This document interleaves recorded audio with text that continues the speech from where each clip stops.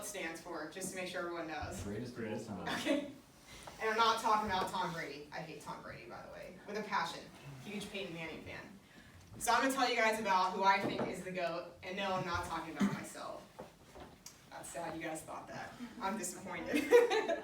I could be cocky, but not that cocky.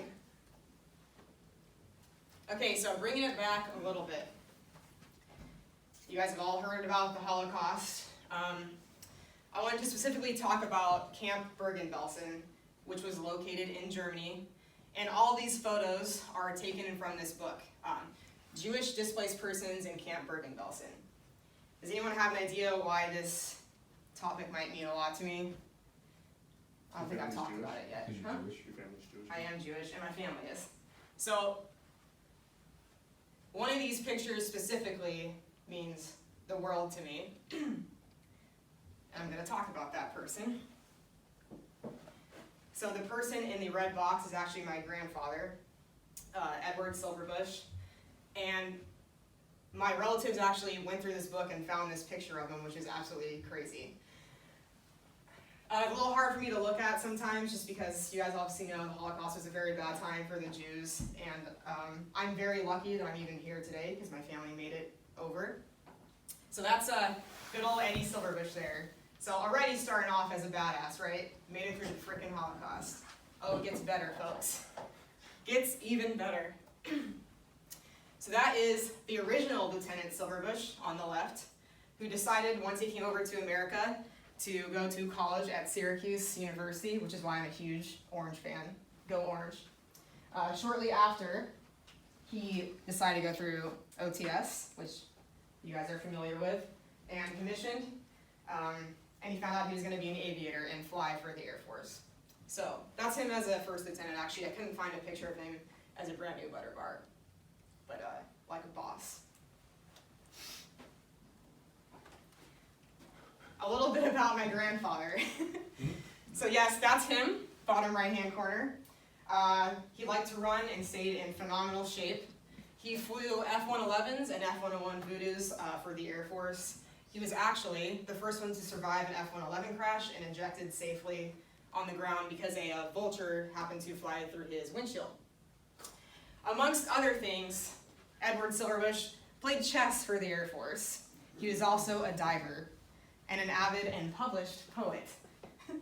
So as you can see, kind of a go-getter guy and special in a lot of different ways. He liked to flex a little bit. Had this nice red Corvette that we still have and my dad drives around. He's also a pianist, and so part of our upbringing as a Silverbush kid was learning how to play the piano on his original Steinway concert piano, which I don't know if you guys know anything about music, but a Steinway is like the nicest piano you could probably get. So I had the pleasure of growing up playing on that piano that he played on. So you can just tell by his stature and the way he's flexing there, a little bit of a cocky guy, just a little bit, but a baller, nonetheless. Okay, so does anyone recognize this picture? Has anyone been stationed at Randolph Air Force Base? Okay. So unfortunately, at the age of 37, my grandfather passed away of a random heart attack. Actually, at Randolph Air Force Base, at the park on base. It's called Everly Park if you guys ever go. He was, at the time, the chief of missing persons and a lieutenant colonel when he passed away. After the heart attack happened, oh wait, let me back up for a second. The reason why he passed away at the park was because he ran the flight line every day, 7 miles, and went to a promotion ceremony out at the park and stopped for a second to see the ceremony and had his heart attack right there in front of everyone. So at age of 37, doctors kind of determined that the reason why it happened at such an early time was because, as you guys know, the Jews were basically starving in these concentration camps. When my family came over, they ate like kings and queens. I mean, red meat, you know, all the good stuff. So that they kind of determined that because of that, probably ended up having some heart issues, and that's what led to the heart attack eventually. You guys have probably seen me running around a lot, but I've always felt that connection when I'm running. I feel like I get that from him at least, and that's why I like to run a little bit long distance sometimes. And I actually got to run the same route that he did when he died, which was, humbling. Probably the best run I've ever gone on.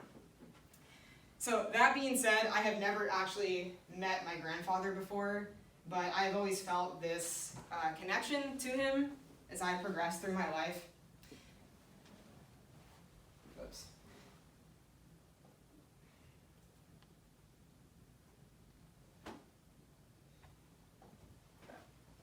So, looking at his stuff growing up, my dad had his stuff all around the house.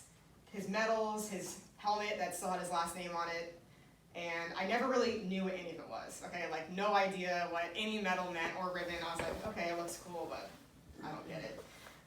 When time came to pick where I was gonna go to college, I always knew I was gonna go somewhere. I happened to be handed a pamphlet for the Air Force Academy, and I was like, this looks like a challenge, and I'm a competitive freak, so that's how I ended up there. I also really wanted to fly and kind of follow in my grandfather's footsteps. That was like my #1 goal of going to the academy. And I knew if I went and graduated, I would get my pilot slot.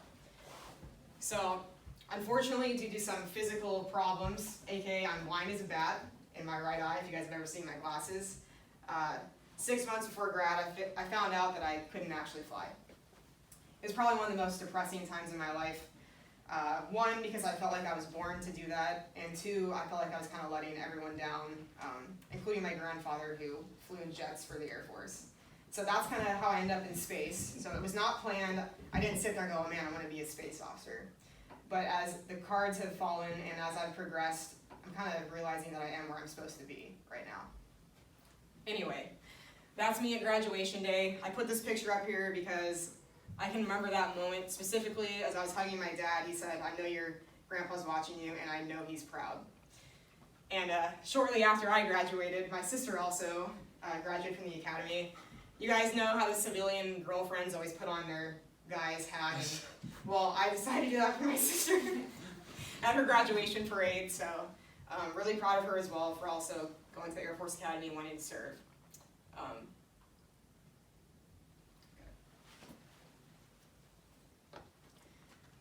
So 2 months ago, I had the opportunity to meet George Atkinson, who's a retired chief that worked side by side with my grandfather. So this was at Randolph Air Force Base. You can see by his smile, we're having a pretty good time. I kind of picked his brain and asked a lot of questions about my grandfather.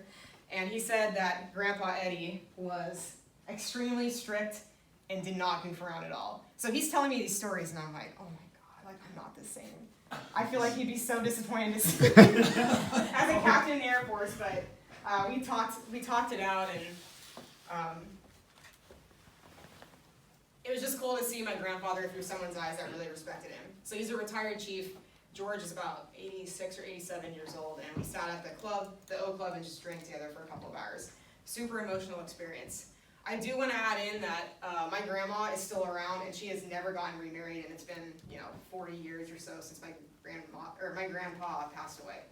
So that's George. Luckily, I can pick his brain while he's still around for a couple more years. He has some medical issues, so he won't be around for much longer. But I'm thankful that I got the chance to know someone that worked side by side with my grandfather. All right, so this is him. When he was a major. I couldn't find any lieutenant colonel pictures. Anyway, bottom line here is, yeah, I never met him, unfortunately, and I really wish I could pick his brain. But kind of a badass, and I only hope that I can be as badass as him as I move forward in the Air Force. And I've always felt this connection. When things were hard at the academy, I just,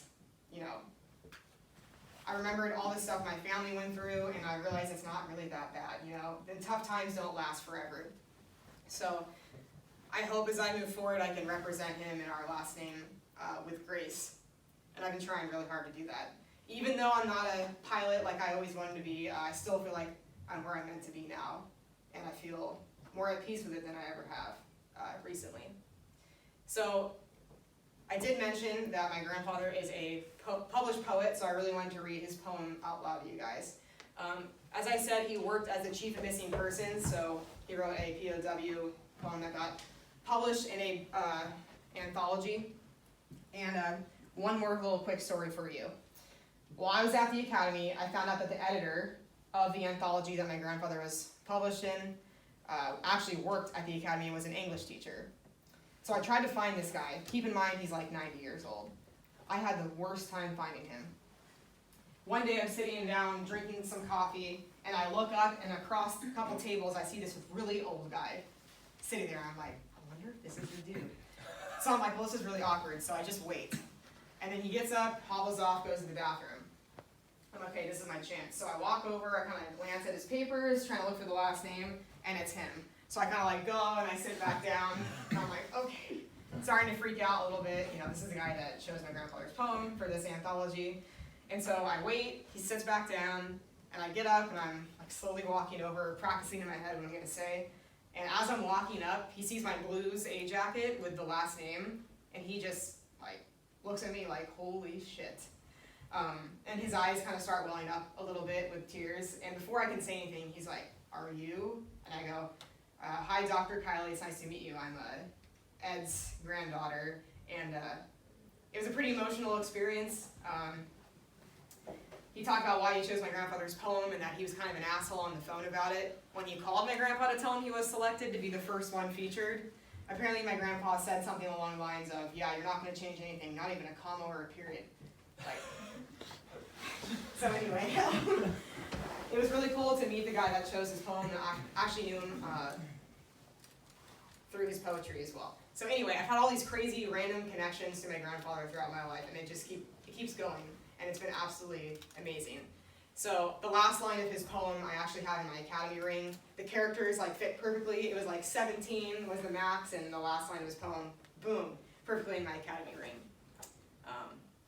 Yeah, I'm gonna read the poem to you guys, and that'll be it. So I have it on my phone. I don't have a printed out copy. Okay, it's called POW. He vanished in the heat of summer. The hills were velvet green, the sidewalks almost deserted, and shimmering sunlight disfigured the runways. Oh, all the instruments agreed, the day of his capture was hot and solemn. Far from his prison cell, the traffic ran on through its hardened maze. The turnpike was untempted by the shrillest speed. By a foreign tongue, the prize was withheld from its loved ones. But for him, it was his last hour as himself, an hour of torment and then public ravage. The blood of his limbs revolted, then emanating only a shadow without color or form, paralyzed American, gesture without motion. There he lies in a wet cellar, leaning together, whispering together, shaping hope of prayers to broken stone. In the last of meeting places, he gropes together and avoids speech. The hand that hauls our home shroud sail plunged him into an era void of victories. And protest is the loudest cry of the molten mass. In a rapture of distress lies his last chance now, lest he be forgotten. So that was his poem, and the lest he be forgotten is in my academy ring, and I feel like it kind of represents him. So to close,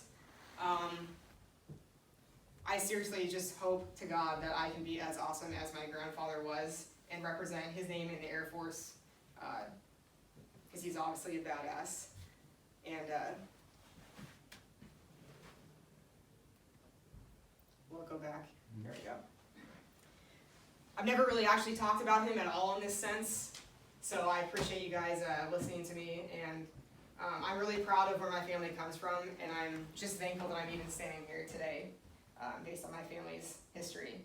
So I'm really thankful, and thank you guys for humbling me and listening to my story. So that's it.